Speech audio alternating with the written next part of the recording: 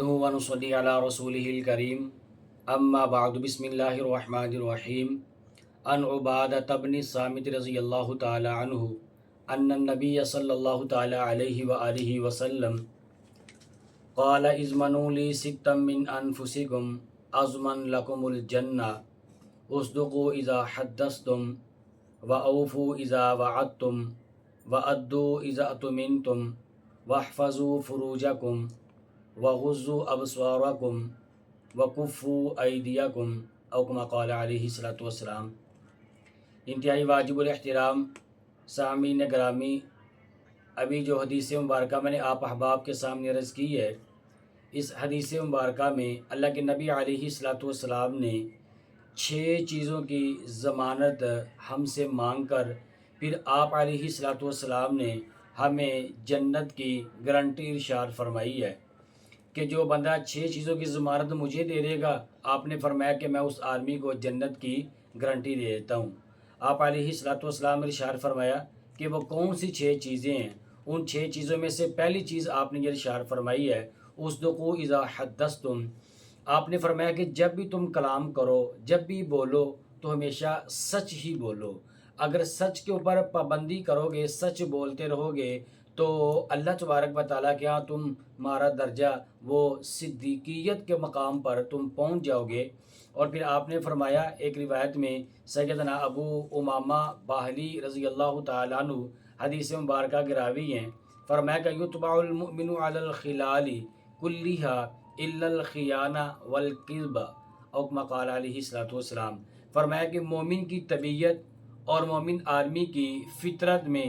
ہر خصلت کی گنجائش باقی ہے، لیکن آپ نے فرمایا سوائے جھوٹ کے اور خیانت کے۔ آپ نے فرمایا مومن آدمی کے اندر بہت ساری کمزوریاں ہو سکتی ہیں، کہ مثال کے طور پر مومن آدمی بخیل بھی ہو سکتا ہے، مومن آدمی یہ بزدل بھی ہو سکتا ہے، اور مومن آدمی کے اندر اور بھی کئی ساری کمی بیشیاں ہو سکتی ہیں، لیکن آپ نے فرمایا کہ ایمان کے ساتھ ایک آدمی کے اندر یہ جھوٹ اور خیانت یہ چیزیں اکٹھی نہیں ہو سکتی۔ کیوں اکٹھی نہیں ہو سکتی؟ اس لیے کہ یہ دونوں عادتیں، جھوٹ بولنا اور امانت میں خیانت کرنا، یہ خالصتاً یہ منافقانہ عادات ہیں۔ تو ایک آدمی کے اندر ایمان بھی ہو اور اس کے ساتھ ساتھ نفاق بھی اس کے اندر پایا جائے، یہ 2 چیزیں اکٹھی نہیں ہو سکتی، کہ ایک آدمی مسلمان بھی ہو اور ساتھ میں منافق بھی ہو، ایسا ہرگز نہیں ہو سکتا۔ تو جس آدمی کے اندر جو ہے یہ دونوں خصلتیں ہوں، کہ وہ جھوٹ بھی بولتا ہو اور امانت کے اندر خیانت بھی کرتا ہوگا، تو اس آدمی کو چاہیے کہ وہ اپنے ایمان کا جائزہ لے، وہ اپنے ایمان کے اعتبار سے وہ کس پٹری کے اوپر کھڑا ہے، اپنے ایمان کے اعتبار سے اس کا ایمان کس لیول کا ایمان ہے، اسے اپنا ایمان کی اپنے کی اس کو حفاظت کرنی چاہیے، اس کو اپنا خیال کرنا چاہیے، اور ان منافقانہ فطرتوں کو اپنے آپ سے دور کرنا چاہیے۔ نبی پاک صلی اللہ تعالیٰ علیہ وآلہ وسلم نے ارشاد فرمایا، عبداللہ بن عمر رضی اللہ تعالیٰ عنہما حدیث مبارکہ کے راوی ہیں، کہ فرمایا کہ اذا کذب العبد تباعد عنہ الملک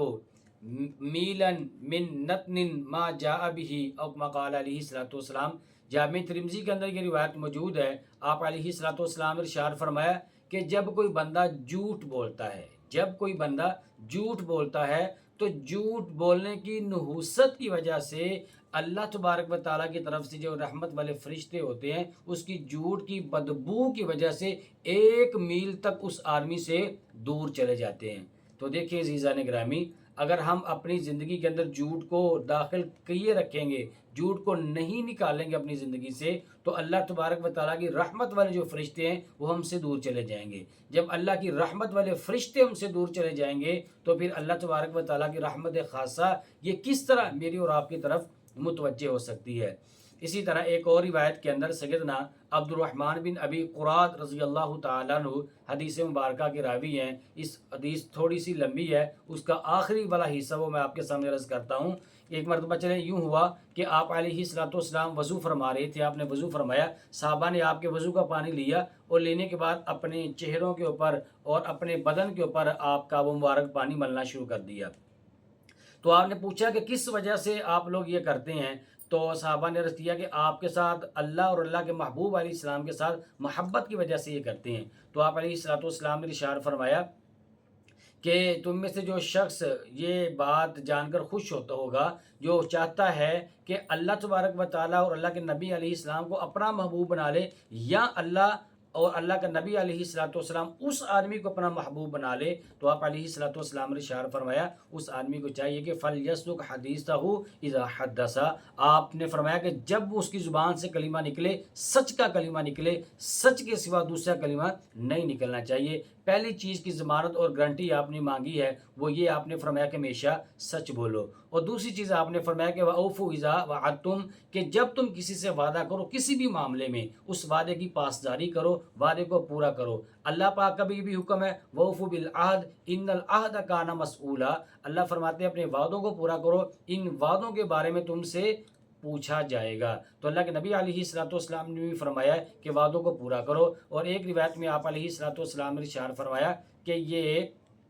وعدے کو توڑنا یہ منافقانہ عادت ہے، کہ بار بار آدمی وعدہ بھی کرتا ہے، وعدہ کرنے کے بعد وعدہ خلافی بھی کرتا ہے، وَإِذَا وَعَدَ أَخْلَفَ، آپ نے ارشاد فرمایا کہ یہ منافقوں کی علامات میں سے ایک علامت یہ ہے کہ وعدہ خلافی کرنا، دو چیزیں۔ اور تیسری چیز آپ علیہ السلام نے یہ ارشاد فرمائی ہے کہ وَأَدُّوا إِذَا اؤْتُمِنْتُمْ، کہ جب تمہارے پاس کوئی امانت رکھائی جائے تو تم اس امانت کی بھی پاسداری کرو۔ اور اس سے قبل جو بھی میں نے آپ کے سامنے حدیث مبارکہ عرض کی ہے کہ آپ نے فرمایا کہ اللہ اور اللہ کے نبی علیہ السلام کو محبوب بنانا چاہتے ہو، یا اللہ اور اللہ کے نبی کے محبوب بننا چاہتے ہو، تو آپ علیہ السلام نے جہاں یہ بات ارشاد فرمائی کہ فَلْيَصْدُقْ حَدِيثَهُ إِذَا حَدَّثَ،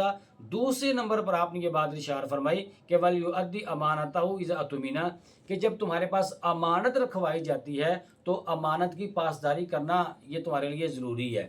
تو ایک اور روایت میں آپ نے ارشاد فرمایا کہ یہ منافقانہ علامات میں سے ایک علامت یہ ہے کہ جب آدمی کے پاس جو ہے امانت رکھوائی جاتی ہے تو امانت کے اندر خیانت کرتا ہے، تین چیزیں۔ اور چوتھی چیز آپ علیہ السلام نے ارشاد فرمائی کہ وَاحْفَظُوا فُرُوجَكُمْ، اپنی عزت کی، اپنی آبرو کی حفاظت کرو، یہ بھی آپ علیہ السلام نے حکم ارشاد فرمایا، اور اللہ تبارک و تعالیٰ نے بھی اس کا حکم ارشاد فرمایا۔ اور پانچویں چیز آپ نے ارشاد فرمائی کہ وَغُضُّوا أَبْصَارَكُمْ، اپنی نگاہوں کو جھکا کر کے رکھو، اپنی نگاہوں کی حفاظت کرو، بد نظری نہ کرو۔ اللہ کے نبی علیہ السلام نے ارشاد فرمایا کہ یہ نظر جو ہے یہ شیطان کے زہریلے تیروں میں سے ایک تیر ہے، کہ جہاں پر یہ جا کر کے لگتی ہے اس کا عکس جو ہے وہ اپنے اندر لے لیتی ہے۔ تو اس لیے عزیزان گرامی، جن چیزوں کو دیکھنے سے اللہ کے محبوب علیہ السلام نے منع فرمایا ہے، مجھے اور آپ کو ان چیزوں سے منع ہو جانا چاہیے، پانچویں چیز۔ اور چھٹی چیز آپ نے ارشاد فرمایا وَكُفُّوا أَيْدِيَكُمْ،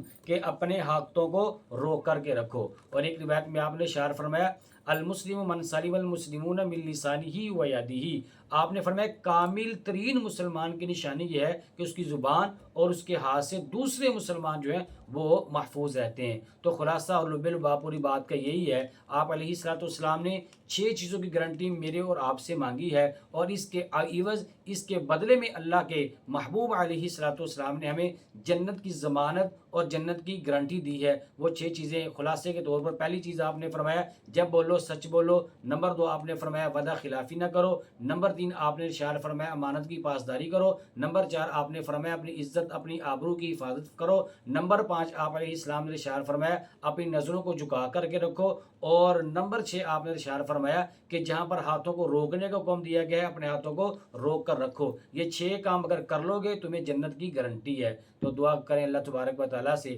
اللہ پاک ہم سب کو ان 6 کی 6 اعمال جو اپنے ہم سے مانگے، ان کی گارنٹی، ان کی ضمانت مانگی ہے، اللہ تبارک و تعالیٰ ہمیں ان پر کما حقوق عمل کرنے کی توفیق عطا فرمائیں۔ آمین وآخر دعوانا ان الحمدللہ رب العالمین۔